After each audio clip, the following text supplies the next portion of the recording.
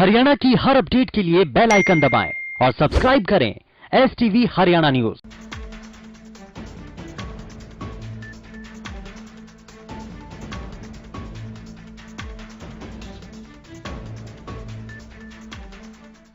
देश में कोरोना मरीजों के आंकड़ों में बढ़ोतरी की रफ्तार अब थोड़ी कम हो गई है। ऐसे में लड़खड़ाती हुई अर्थव्यवस्था को रफ्तार देने की कोशिशें जारी है।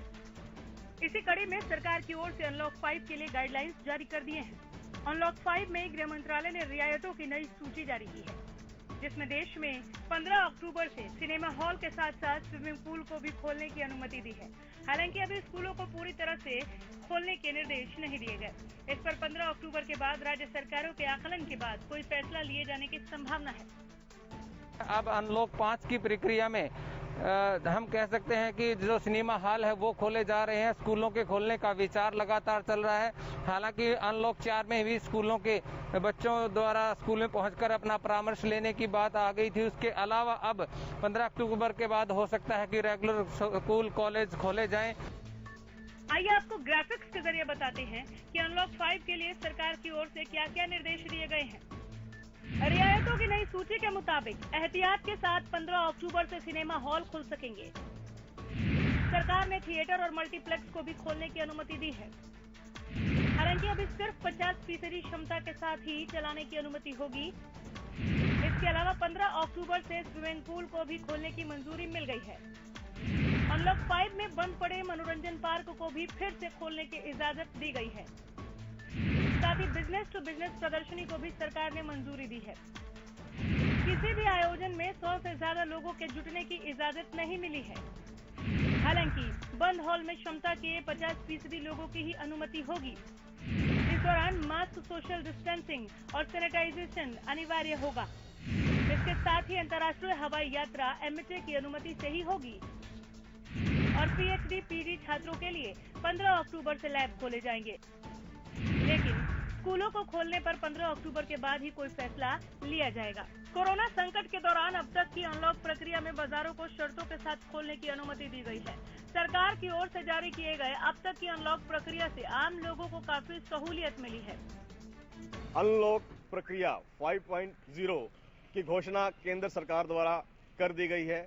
इसके साथ ही सेंट्रल गवर्नमेंट द्वारा जो है SOP जारी की गई है, किन प्रतिष्ठानों को इस अनलॉक प्रक्रिया के तहत खोला जाना है और किसको बंद रखना है। साथ ही ये ताकीद भी की गई है कि इन्हें खोलने के साथ ही कुछ जरूरी जो है एहतियाती कदम भी उठाने होंगे। जैसे अभी हम फतेहाबाद के शिवहंस मॉल में खड़े हैं। यहाँ जो है थिएटर लगभग पिछले 6 महीने से, जब से लॉकडाउन हुआ है, बंद पड़ा था, लेकिन अब 15 अक्टूबर से सरकार की नई हिदायतों के अनुसार खुलने जा रहा है। लेकिन यहाँ जो बड़ी बात यह है कि इस थिएटर को खोलने के साथ ही जो यहाँ बड़े शॉपिंग कॉम्प्लेक्स हैं, स्विमिंग पूल्स हैं, वो भी खोल दिए जाएंगे। लोगों के अंदर इस चीज को लेकर के हर्ष तो है ही, लेकिन एक बड़ी चुनौती भी है कि कोरोना से जो है पार कैसे पाएंगे। सरकार की हिदायतें हैं कि जितनी कैपेसिटी है हॉल की, उससे आधे व्यक्ति ही यहाँ बैठें। लेकिन जहां प्रशासन के लिए चुनौतीपूर्ण कार्य है, वहीं जो सिनेमा मालिक हैं उनके लिए भी जो है ये एक बड़ा चुनौतीपूर्ण कार्य होगा कि लोगों को व्यवस्थित कैसे करेंगे, उन्हें सैनिटाइज करना, उनका जो है समय समय पर जांच करते रहना। पूरे विश्व को अपनी चपेट में ले चुके कोविड-19 की वजह से लोगों की सेहत तो खराब हो रही थी, इससे अर्थव्यवस्था भी मरणासन तक पहुंच चुकी थी। इसी अर्थव्यवस्था में फिर से जान फूंकने के लिए सरकार ने देश भर में अनलॉक की प्रक्रिया चलाई, जिससे कोरोना की मार झेल रहे देशवासियों को राहत की संजीवनी मिल रही है। उम्मीद यही की जानी चाहिए कि अब कोरोना को मात देने के साथ साथ देश की आर्थिक सेहत में भी जल्द सुधार हो। Bureau report, Haryana news.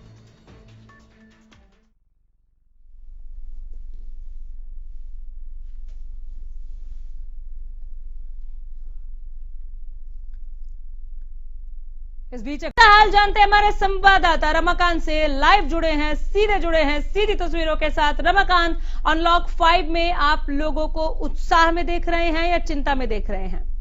Corona संक्रमण बढ़ा है,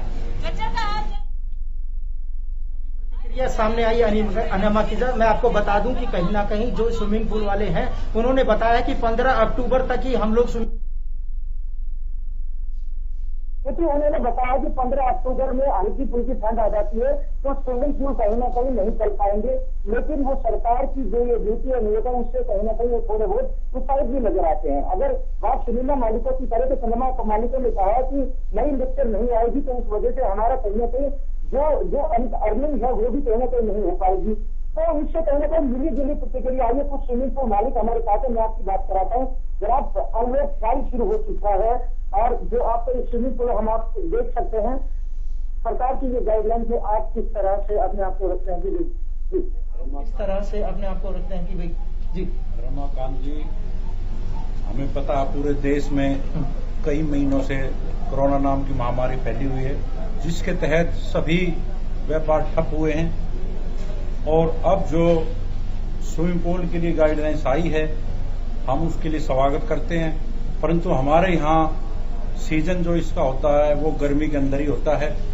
जो 15 अक्टूबर का टाइम दिया है उस टाइम तो हमारे बंद हो जाते हैं और हमें अब इसको रिपेयर किया हमने। पानी न भरने का कारण खराब हो चुका था, हमने इसमें पानी भरकर रिपेयर करके हम चेक कर रहे हैं और 15 तारीख के बाद तो हम बंद ही कर देंगे, चलाएंगे ही नहीं।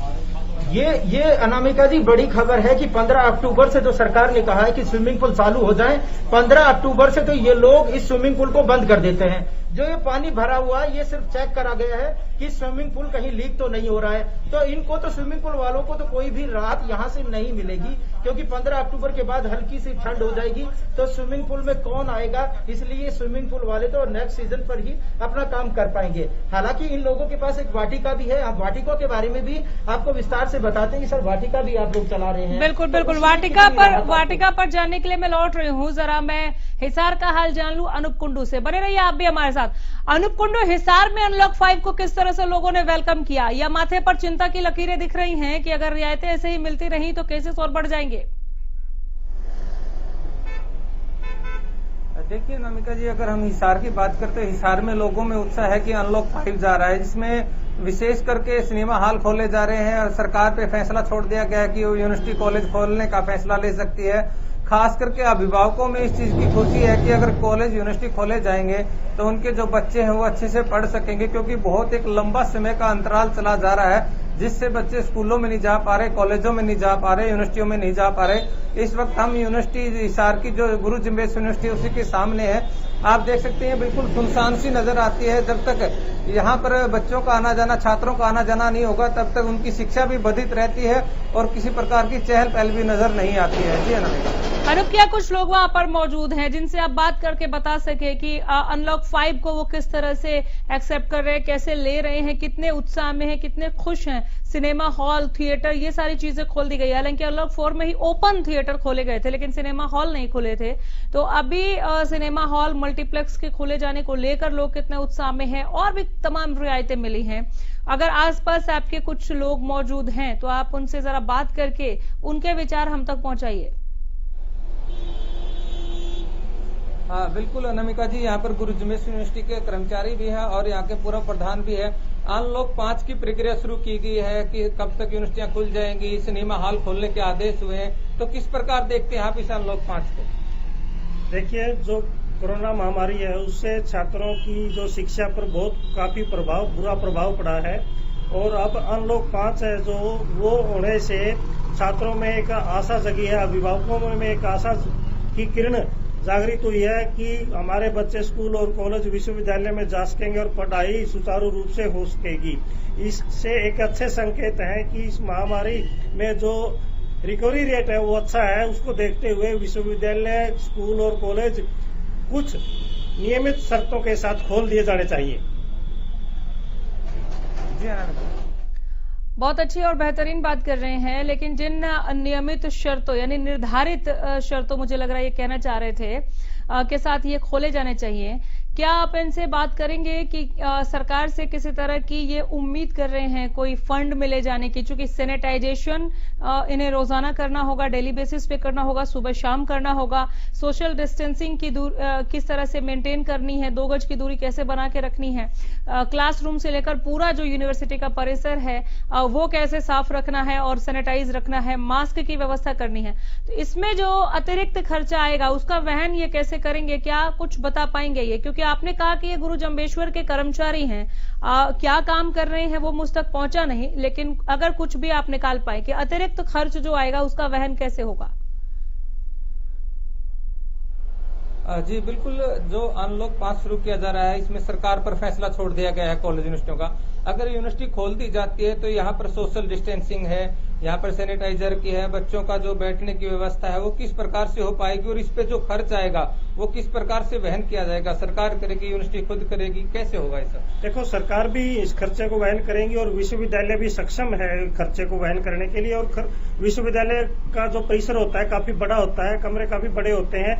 यदि डिस्टेंस की बात करें तो डिस्टेंस बहुत अच्छी तरह से लागू किया जा सकता है। और अब भी जो छात्र यहाँ पर परीक्षा देने आते हैं और स्टाफ नियमित रूप से आ रहा है तो वो भी सोशल डिस्टेंसिंग से अपना यहाँ कार्य सुचारू रूप से कर रहे हैं, उसमें कोई ऐसी दिक्कत वाली बात नहीं होगी। बिल्कुल। अनूप, साथ में इन्होंने स्टाफ का जिक्र किया। स्टाफ और स्टूडेंट्स के लिए क्या कोरोना नेगेटिव रिपोर्ट लेकर आना जरूरी है? जैसे स्कूलों में मांगा गया कि आप, टीचर से कहा गया कि आप वो रिपोर्ट लेकर आइए जिसमें कोरोना नेगेटिव आपको दिखा रहा हो रिपोर्ट, तो क्या यूनिवर्सिटी भी इस तरह की कोई कदम उठाने की तैयारी में? क्या विश्वविद्यालय के यहाँ पर जो मुख्य अधिकारी हैं उनकी तरफ से इस प्रकार के कोई दिशा निर्देश जारी किए जा सकते हैं कि जो बच्चे छात्र यहाँ पढ़ने आएंगे और जो स्टाफ पढ़ाने आएगा उनकी जो रिपोर्ट है वो नेगेटिव, कोरोना नेगेटिव आए, इस प्रकार के क्या दिशा निर्देश? देखो, इस प्रकार की जो गतिविधियां हैं उनको देखते हुए विश्वविद्यालय के कुलपति और कुल सचिव अधिकृत हैं, इस बारे में वो ज्यादा बात बता सकते हैं। लेकिन मैं ये कहना चाहूंगा, इनसे पूछिए, इनसे मांगा गया कोरोना नेगेटिव रिपोर्ट? जो भी सुविधाएं छात्रों को देनी होंगी, कर्मचारियों को देनी होंगी, उसमें विश्वविद्यालय देने में इनसे मांगा गया कि नहीं? आप लोग यहाँ पर जॉब करते हैं, आप लोगों की कोरोना नेगेटिव रिपोर्ट मांगी गई या नहीं मांगी गई? यहाँ कल भी कैंप लगा था और जिन कर्मचारियों ने अपने टेस्ट करवाने थे या जिनको कोई भी लगता था कि मुझे इस तरह की बीमारी की कोई आशंका है तो उनके टेस्ट यहाँ पर नियमित रूप से हो रहे हैं।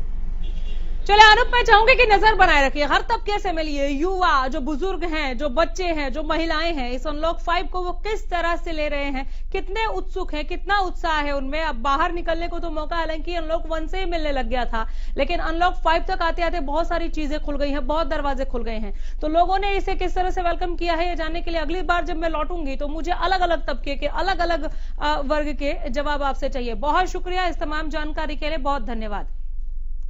और इसी के साथ यही रुकेंगे, लेकिन अनलॉक 5 पर लगातार अपडेट लेके आगे भी बने रहेंगे। देखते रहिए हरियाणा न्यूज। नमस्कार।